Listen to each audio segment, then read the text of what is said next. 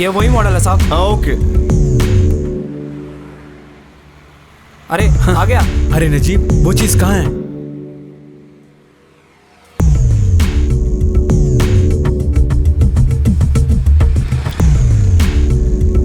ये तुम्हें कैसे मिला? मोबाइल यहाँ लाने वाला तो एक टैक्सी ड्राइवर है, मुझे नहीं लगता वो इसका मालिक होगा।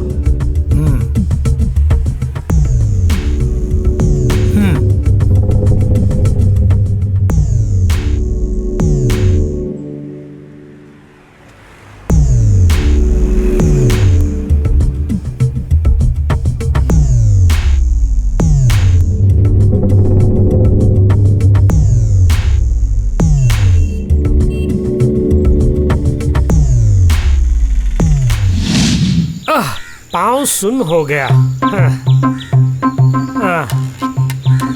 सर रख लो क्या? रख लो यार।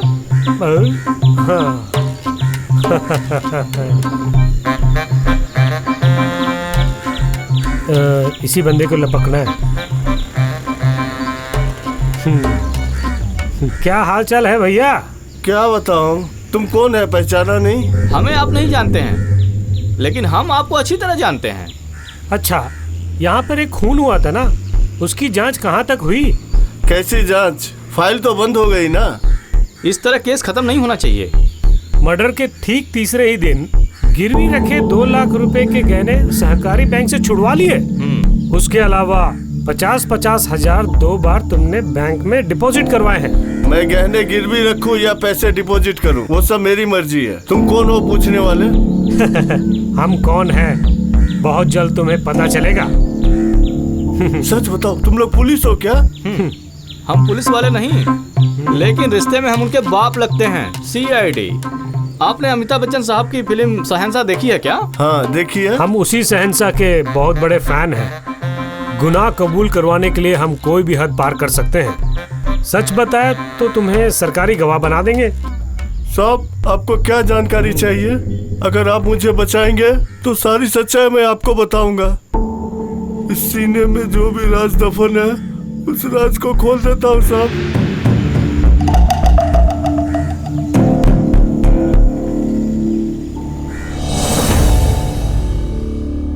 रिपोर्ट मिल गई और सारी डिटेल्स भी है। वेबसाइट के सारे विवरण साइबर सेल से हमने ले लिए हैं और अब ये केस खत्म होने के मुकाम पर आ गया है। मगर वेबसाइट बनाने वाला वो शख्स अभी भी अंडरग्राउंड है। लेकिन मेरी समझ में अभी भी नहीं आ रहा, इससे उस बंदे को क्या फायदा होने वाला है। बताता हूँ। बेस्ट बिजनेसमैन अवार्ड मुझे मिला और बेस्ट बिजनेसमैन ग्रुप है धनलक्ष्मी ग्रुप। इससे जलने वाले बहुत सारे लोग हैं। As a matter of fact, मुझे और मेरी कंपनी को बदनाम करने के लिए कुछ लोग जाने अनजाने में इंदु इसमें फंस गई sir. I know very well. Case को कोर्ट में आते ही हम उसे सरकारी गवाह बना लेंगे। एडवोकेट से इस बात पर मेरी चर्चा भी हो चुकी है। मगर प्रेस कॉन्फ्रेंस से पहले कल जो सूचित किया था उसका होना जरूरी है सर। ये सही है सर। डिटेक्टिव एजेंसियों की एक सीमा होती है। गवर्नमेंट की परमिशन से सिर्फ पुलिस ही वो काम कर सकती है। डोंट वरी, मिनिमम 1 हफ्ते का टाइम मांगा है मुझसे डीजीपी ने। उसके अंदर सब ठीक हो जाएगा।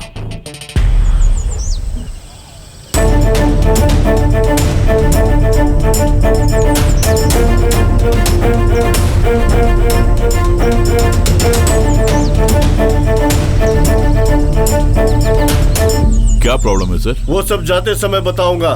फिलहाल आप जीप में बैठिए मिस्टर राकेश। अटैच मुझे दीजिए साहब। सर प्रॉब्लम क्या है जानने के बाद ही मैं गाड़ी में चढ़ूंगा। वो सब मैं आपको समझाता हूँ। आप हमारी कहना मानिए और फिर मंत्री या डीजीपी से फोन मत करवाना। Sir please, I want to talk to my legal advisor. एक हिंदुस्तानी नागरिक होने के कारण ये मेरा अधिकार बनता है सर। जल्दी करो। सर एक डीएसपी आकर मुझे बहुत परेशान कर रहा है। Let me talk to the DSP. 1 minute देता हूँ मैं। एडवोकेट है। Hello sir, high court advocate Manoj Tiwari. किस लिए आप मिस्टर राकेश मेनन को तंग कर रहे हैं? Sorry mister advocate, city police station में आइए। आप जो भी सफाई देनी है वहां आके दीजिए। सी यू देयर। सीधी तरह चल बे। चल बाजू हट। हाँ चल अंदर। प्रमिला मर्डर केस के कातिल हैं ये? प्रमिला मर्डर केस में मिस्टर सुधाकर का क्या रोल है सर? इस केस में इनके खिलाफ कोई प्लीज सबूत नो है? कमेंट्स। क्या आप सबूत दिखा पाएंगे? No comment. पुलिस वाले बात इस का बारे में बतंगड़ बाद में बना बात देंगे, करते हमें पता हैं। है। आप लोग जाइए सर, प्लीज। जाइए। Sir please sir, please sir, please चलो जाओ यहाँ प्लीज से। हमें चलो बताइए। हटो प्लीज हटो सर, प्लीज। हटो। प्लीज सर, प्लीज बताइए प्लीज। Sir please.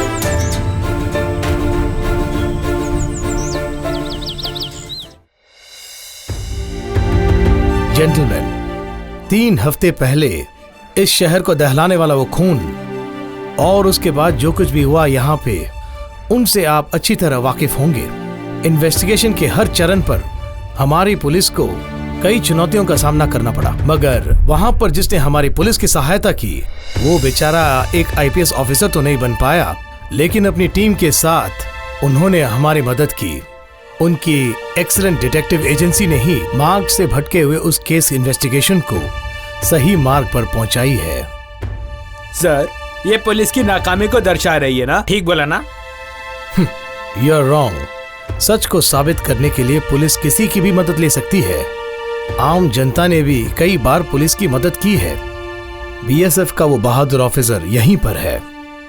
अब आप उनसे कोई भी सवाल पूछ सकते हैं। मिस्टर सजी पापचन, प्लीज कम।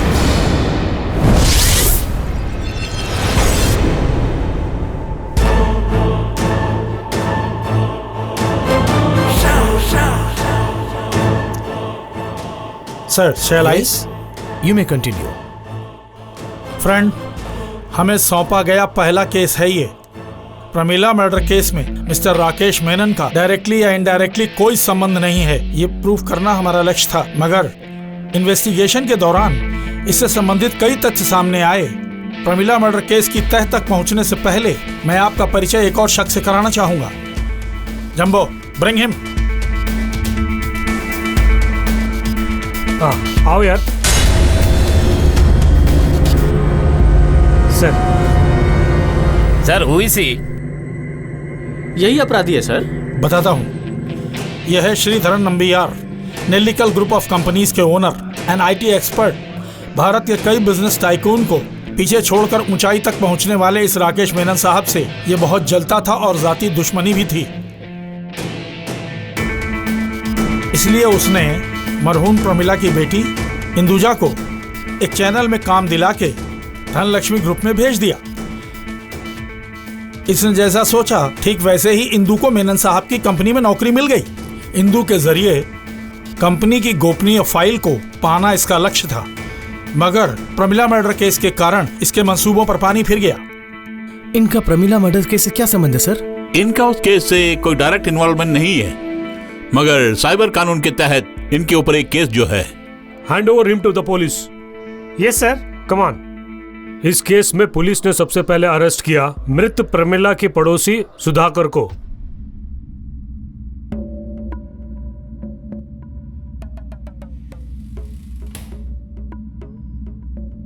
बोलो सुधाकर, उस दिन क्या हुआ था? मैं बोलता हूं सर। जिस दिन प्रमिला मैडम का कत्ल हुआ, ये सच है कि उस दिन हमारा झगड़ा हुआ था। मैं अपने आपे से बाहर हो गया था। उसके बाद प्रमिला मैडम सीढ़ियों से उतरने लगी और मैं भी उनके पीछे पीछे चलता गया, लेकिन मैं उन्हें मारना नहीं चाहता था। मैं अपने मूड को ठीक करने के लिए थोड़ी सी और पीने के लिए बाहर गया था। सुधाकर बेगुनाह है, ये पुलिस की जांच से ही पता चल गया। मगर इस केस से एक और फायदा हुआ है। पुलिस ने सुधाकर को डी एडिक्शन सेंटर में भेज दिया। वहां पर रह के इलाज करवाने के बाद सुधाकर बिल्कुल ठीक हो गया है।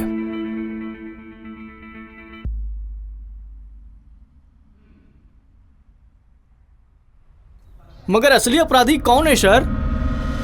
बताता हूं। जांच के दौरान पुलिस की छोड़ी हुई एक कड़ी हमें मिल गई, ये शशांक। पुलिस ने इसे इंदु का फैन समझकर यूं ही छोड़ दिया, मगर इस केस में एक अहम सुराग हमें इस शशांक के मुंह से ही मिला।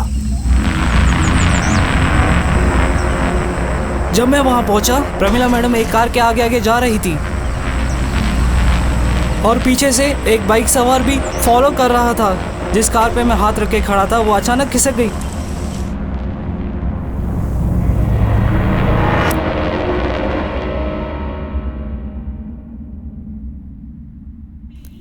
राकेश मेनन को पुलिस ने क्यों गिरफ्तार किया? श्रीधरन नंबियार के रचे हुए एक सेल टैक्स के केस में इसे गिरफ्तार किया गया। राकेश मेनन को बचाने का प्लान कर रहे हैं ना सर आप? अरे नहीं नहीं मिस्टर श्री कुमार, आप पूरी कहानी सुनिए ना। शशांक और सुधाकर के मामले में एक ऐसा किरदार है जिसे पुलिस ने अनदेखा कर दिया था। वह है एक कार। किसकी कार थी वो सर?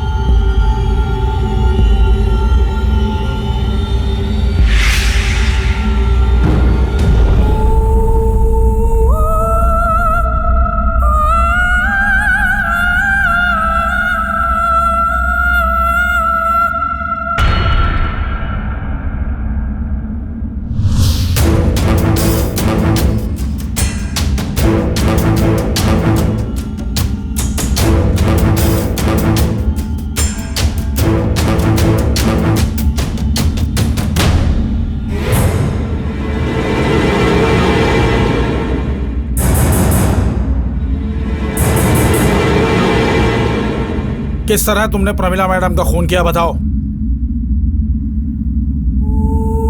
बताता हूँ। बचपन से ही मैं इंदू से बहुत प्यार करता था और अपने दिल की बात मैं इंदू से बताने के लिए हिम्मत नहीं जुटा पा रहा था। उसके लिए मुझे एक अच्छी नौकरी की ज़रूरत थी, वो भी मिली। उसी दौरान इंदू एक रियलिटी शो में भाग लेने गई और उसी दिन मैं इंदू की माँ से अपनी दिल की बात बताई और वो मेरी बात सुनकर राजी हो गई। साथ ही इंदू का हाथ मेरे हाथ में देने का वादा भी किया। फिर तुमने प्रमिला का मर्डर क्यों किया? बताता हूँ सर। और उन्होंने मेरे साथ जो गद्दारी की, मेरी जगह आप होते तो वही करते। लिस्ट के बारे में सबको बताओ। रियलिटी शो में भाग लेने के लिए पैसों की बहुत जरूरत पड़ती है। कई बार मैंने बहुत पैसे देकर प्रमिला मैडम की मदद की है, मगर प्रतियोगिता में जीतने के बाद प्रमिला मैडम वचन से मुकर गई। धीरे धीरे मुझसे कन्नी काटने लगी। जब भी मैं शादी का बात करता तो वो मुझसे कुछ और ही बात करने लगती। इसी दरमियान इंदू कार्तिक से मोहब्बत करने लगी और उनकी मोहब्बत को प्रमिला मैडम ने स्वीकार भी कर लिया। प्रमिला मैडम के मरने के 2 दिन पहले मैं इंदू के घर गया।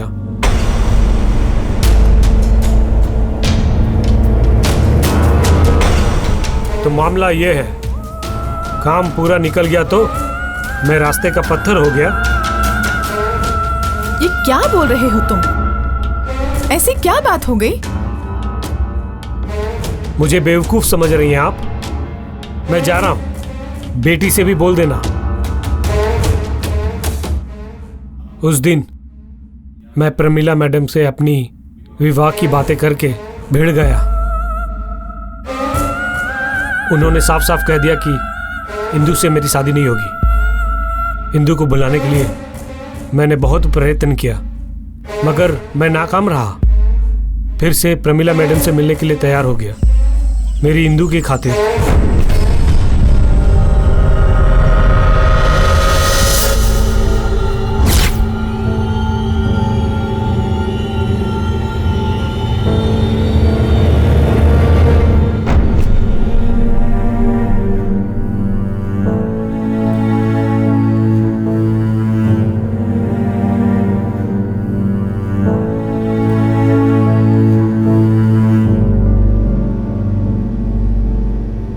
प्रमिला मैडम, अगर उससे मेरी शादी नहीं हुई तो इस दुनिया का कोई भी मर्द उससे शादी नहीं कर पाएगा। उसी के लिए मैंने मेनन साहब के साथ उसका फेक वीडियो बनाया है। अरे कुत्ते, तो इसके पीछे तेरा ही हाथ था।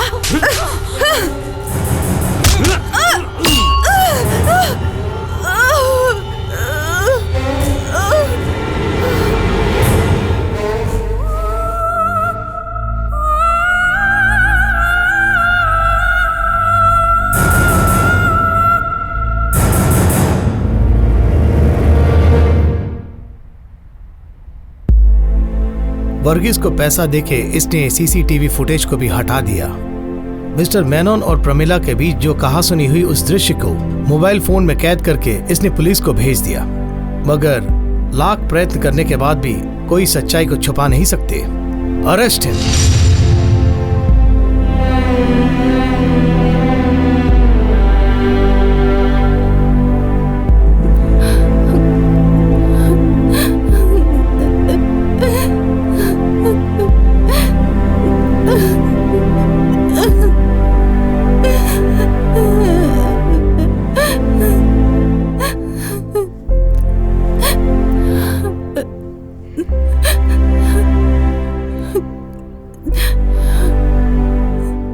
सजी पापचन की डिटेक्टिव एजेंसी हमारे लिए काफी मददगार साबित हुई। इस उम्र में भी वो बहुत ही फुर्तीले जो हैं, युवा पीढ़ी के लिए एक प्रतीक हैं वो।